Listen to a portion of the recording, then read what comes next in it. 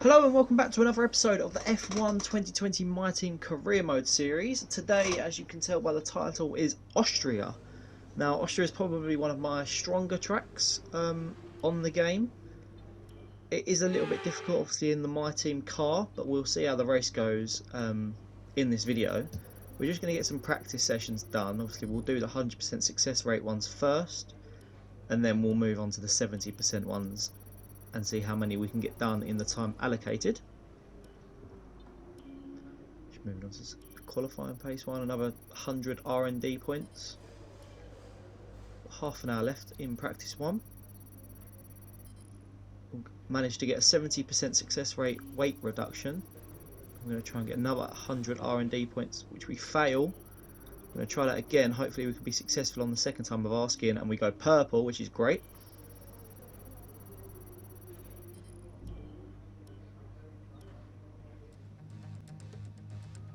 Okay, let's jump to qualifying and see where we can get in Styria.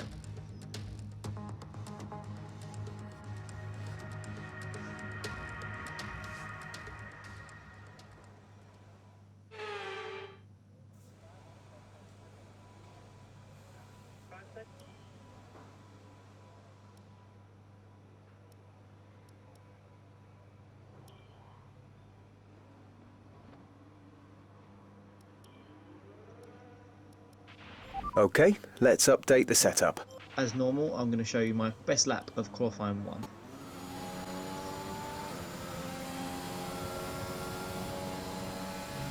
We have 2 laps of fuel remaining. Go around first bend, onto the main straight, going up to turn 3. I think where we are at the moment is turn 2.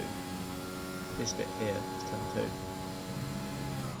Okay, go wide to the left, turn into turn 3 nicely and get a good exit if we can, which we managed to gain 2 tenths coming out of that.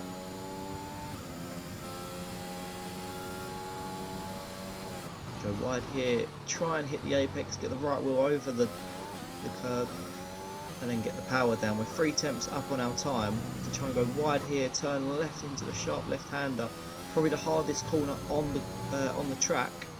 Now another left-hander and it swings to the right and then we're into the last 2.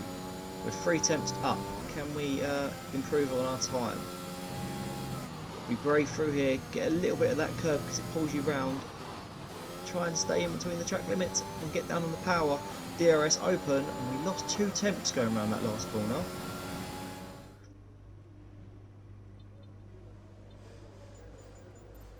I think we qualified last, so I'm just putting on some extra engine components just for a fresher engine. We're going to be at the back anyway, so we might as well take the grid penalties because we don't actually move anywhere. Welcome to the beautiful Styrian Mountains for another chapter in the story of the Austrian Grand Prix.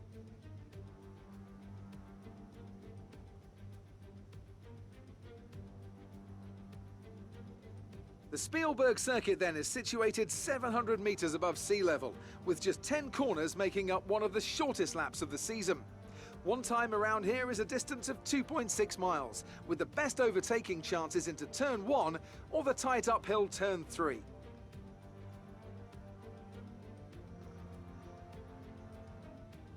And I'm joined once again by Anthony Davidson to bring you the lowdown for today's race. Let's have a chat about McLaren. What do you make of their performance so far this season? Well, the atmosphere within that team seems very positive at the moment. Everyone seems like they're in great spirits and having a lot of fun doing what they do, and that's definitely contributed to the performances we've seen.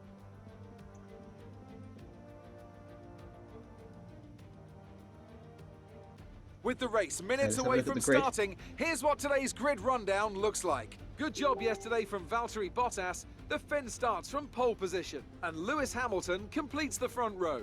Moving on to the rest of the grid, we have Leclerc, Perez, Lando Norris, and Verstappen, Sainz, Gasly, Stroll, and Fernando Alonso, Raikkonen, Mick Schumacher, High start up there for Antonio Haas in Giovinazzi P12. and Ricciardo. They've taken a grid Danny penalty. Rick in 14th, not great for the McLaren. Mazepin, George Russell, and Sebastian Where's Vettel. Lundgaard? They'll be starting further back after an earlier grid penalty. Ocon, Lundgaard. Pushing Lundgaard in 20th. And obviously we're behind him in driver. P22. And with preparations almost complete, let's head down to the track. Right, strategy-wise, I'm thinking medium, soft, soft. It's obviously very beneficial to me to end on a pair of soft tyres because everyone else's tyres might be fading if they do a one-stop. We're going to go for a two-stop anyway. Obviously, we're starting from the back, so I'm not really expecting anything in this race. But if we can, we might get lucky with a safety car, and we'll just see what happens. I do think the softs will be good towards the end of the race. We might be able to push for a fastest lap. We'll have to see what happens. We're just adjusting the fuel mix here. And then we'll jump into the race. It's going to be a difficult start. Obviously, I've got a lot of cars in front of me. Us and Ocon are on the mediums, as you can see up the top left. And 5 red lights and away we go. We're going to try and go up the inside of Latifi, who does get a better start, obviously, on those soft compound tyres. We're going to go around the outside of Lundgaard, outside of Russell. Can we get Mazepin as well? I'm not sure we can. Mazepin and Ocon are racing up to turn 3.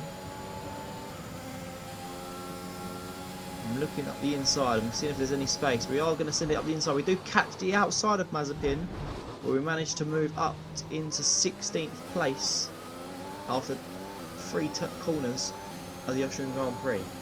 Danny Rick's obviously got a faster car and on those soft tyres. He is going to be quicker than me. As we try to go round the outside of the Australian, but like I say, he has got better traction. On lap 2 here, you've got Giovinazzi and Daniel Ricciardo fighting for position up ahead. We're going to try and brake late and go around the outside whilst they squabble. Although they did block me off and I didn't manage to get the best traction. As Antonio Giovinazzi overtakes the Australian again, who fights back. We looked up the inside there, but there wasn't any space as Giovinazzi again fights back and holds P14.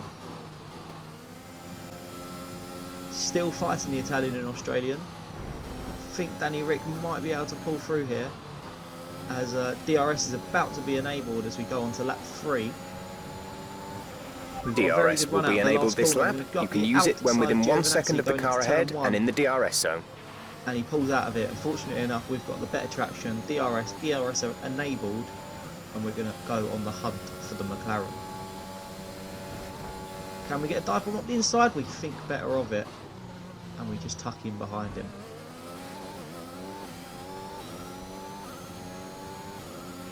Green flag down at turn 3 there. What's going on with George Russell? Isn't anybody near him? No one's gone for a dive bomb, and he just loses it ahead of Latifi, and George Russell spins at turn 3. Lucky to not get front wing damage either of them two there. It's not what the Williams team would have wanted. Here's Danny Rick trying to overtake Kimi Raikkonen, and I believe that's Mick Schumacher up ahead.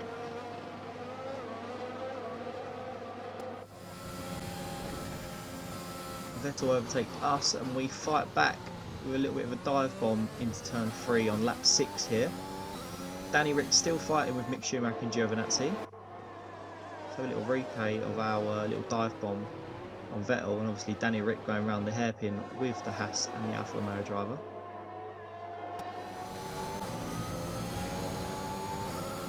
Okay, still on lap 6 here. Danny Rick goes up the inside of Mick Schumacher going into the final couple of corners. They're going very slow. Oh my god, we almost crash into the back of the Haas driver. That's great reactions from me, but I don't know why they were moving so fast around the high-speed corners. If it wasn't for my quick thinking, I think a couple of cars would have been out of the race there. Big crash is not what we want. Okay, on the next lap, lap 7, we're going round the high-speed corners. We do lose it a little bit there, lose a little bit of time to Giovinazzi. We're 1.6 seconds away from Daniel Ricciardo. Giovinazzi goes up the inside and spins us! We've got no front wing at all. Let's have a look at a couple of replays here. Giovinazzi, we didn't give him any room, to be fair to him. But I didn't think he was going to go for it. Look at the aftermath of that crash. I think that's... No, Mick Schumacher's up ahead, isn't he? So Mazepin, is it Mazepin's out? Ocon is out. I think, is that Stroll that's lost his wing, or Vettel? Vettel's got a 10-second time penalty. Mazepin was the one that crashed into us. Ocon is out. And a safety car is obviously out, as you can see. There's debris all over the track. Ocon just couldn't do anything to get out of the way. His wheel obviously is still attached for some reason. That is the biggest crash I've ever had in a career mode on F1.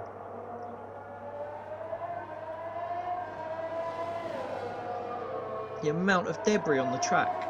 For sure, if it was real life, we would be going through the pit lane under safety car conditions. We are going to pit. Obviously, we do need a new front wing.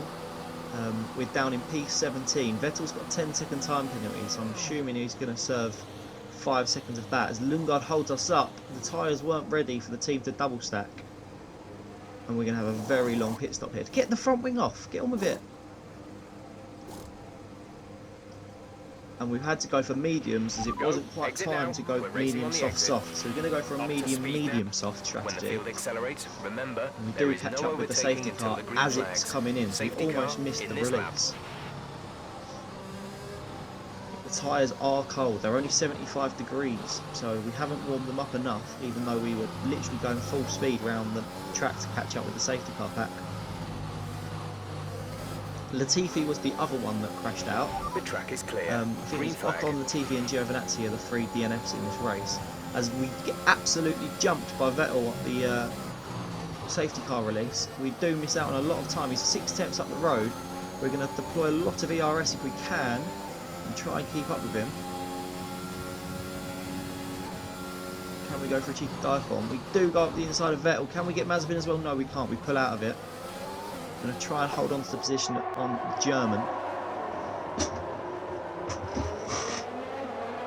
As you can see, I think... Is that Alonso leading the race? I think Fernando Alonso is leading the Grand Prix. Obviously, we're down in P19. Isn't great. We've only gained 3 positions the whole race. Obviously, we was involved in the big crash. Probably the instigator in the big crash, but... I'm going to say it was a racing incident. Giovinazzi shouldn't have gone up the inside. As Vettel forces his way back through on lap 11. I don't think he was happy about his 10-second time penalty.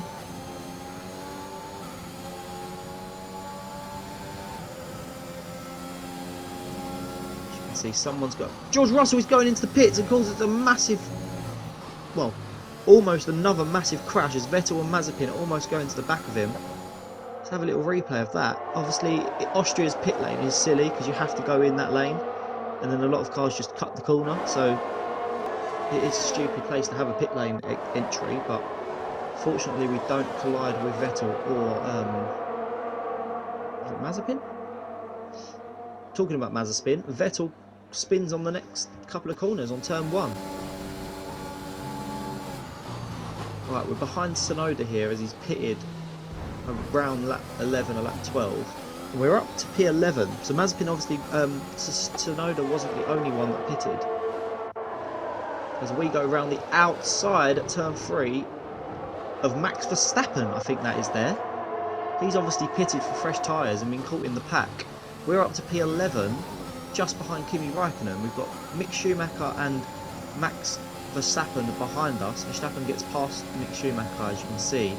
As we get past Kimi Raikkonen, can we go after Lance Stroll?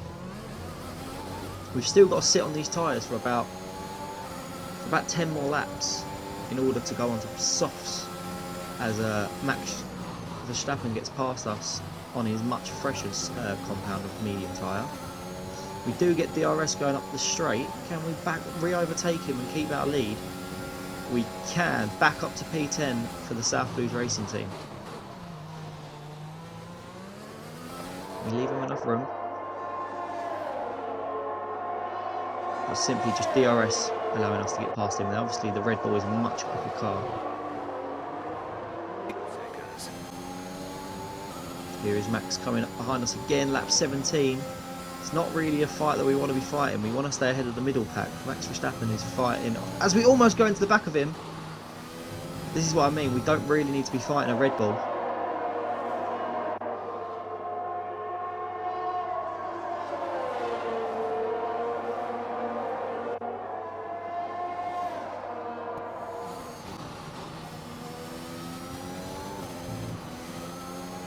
Verstappen down in P12 now. Tsunoda is behind you. Less than a second separate you. Tsunoda goes up the inside, and unfortunately he does get past. I'm not sure if we're going to be able to re-overtake him. We'll try our best. We will get DRS here. We're going to get a good exit out of the final corner. We're going to fake him to the right and go up the left-hand side. Can we get round Tsunoda? Yes, we can. We're going to deploy DRS, and we are going to pull away from the rookie driver in the AlphaTauri.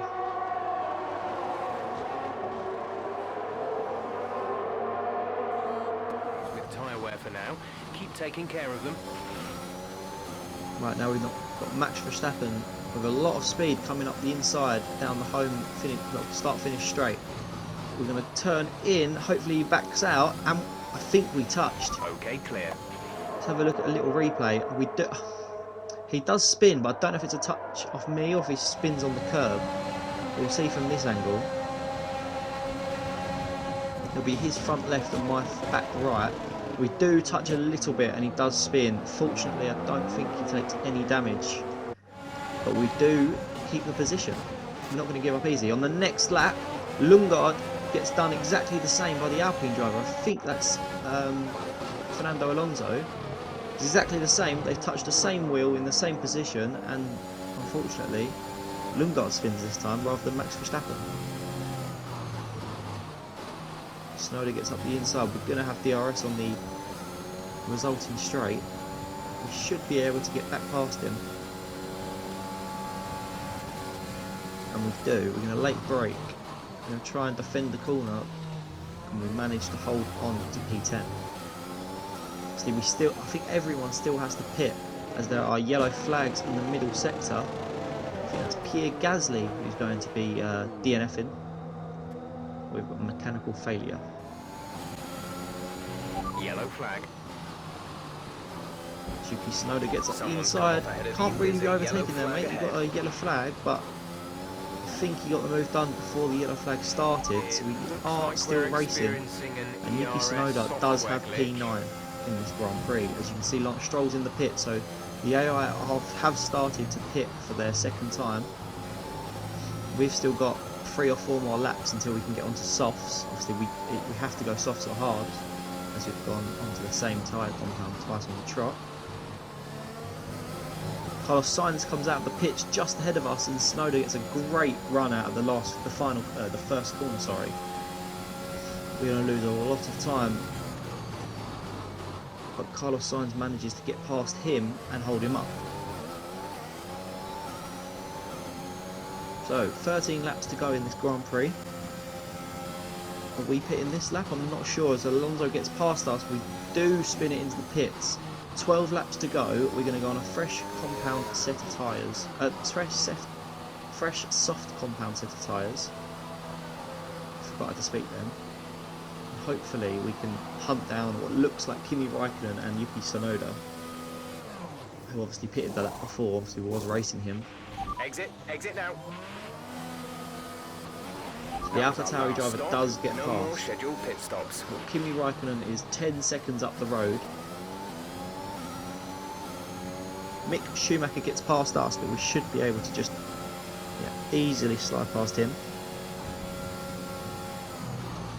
So 10.7 seconds on Kimi Raikkonen, 3.5 on Tsunoda, but he's also on fresh tyres, so I feel like Tsunoda might be too hard to get. Kimi's only gone for the 1 stop, so Kimi should be slow. Here we are on lap 32, and we are fighting with Kimi Raikkonen. Obviously Tsunoda's got past him on a couple of previous laps. Alright, sorry, I read that wrong. Tsunoda's just got past Kimi Raikkonen there, and we was fighting Alonso and Vettel. Sorry, I got confused. I was looking at the top left. So we are fighting Alonso as well as trying to catch Kimi Raikkonen. But remember, we need to get to the end of the race on these tyres. So Tsunoda's gone. He's 7 seconds up the road, so he must have got past him early. We've got 2 laps to go. We are chasing down the Finn. Alonso and Vettel are fighting behind us, so we don't want them to slow us down, as we are aiming for that point as we almost run into the back of Kimi. We are going to get DRS, and are we going to make the move on lap 34 for the points? Doesn't look like it. We're not going to sit in the slipstream, which look around the outside. Kimi goes defensive. We slightly touch the right hand side there. As we move on to the penultimate lap, Kimi Raikkonen. We're going to get a good exit onto the main straight. We're going to deploy DRS and ERS to overtake Finn. It looks like Alonso and Vettel aren't going to be able to fight with us as we go around the outside and into the points. Yuki Tsunoda is 9 seconds up the road, so he's 9 seconds quicker on fresh mediums as I was on fresh softs. We have 2 laps of fuel. So here we are on the final lap. Charles Leclerc wins the race. We've had so many different race winners this year. We've had us, we've had Vettel, we've had Leclerc, I think Bottas, Hamilton, Perez I believe won a race. And I think that's it. I think we've only done 7 races. As we go wide, we almost lose it on the final lap. Tsunoda's 11 seconds up the road now.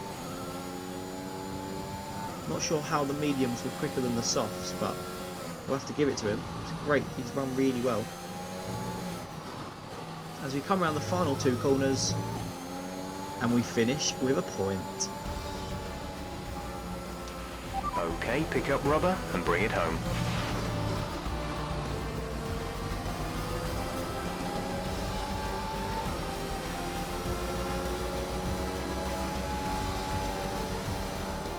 Well, what a drive that was to take the win for Ferrari today. Anthony Davidson, how do you think they were able to set themselves apart today? Well, the safety car completely changed the race, didn't it? It's hard to say exactly what would have happened without it, but there's no question that they came out of that situation in a good position. Here come our winners now. A thrilling race and a tremendous effort by Ferrari. Their history is well known, so it's no surprise to fans the world over to see them come out on top once again.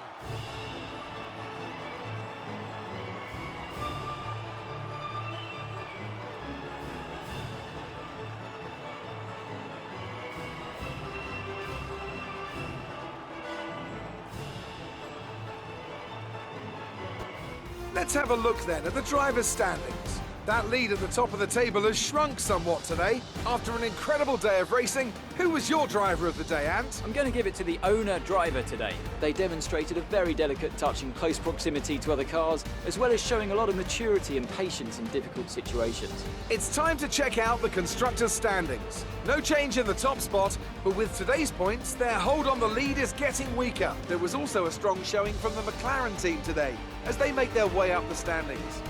I'm equal parts exhausted and elated with this weekend of Formula One. Be sure to join us for the next one.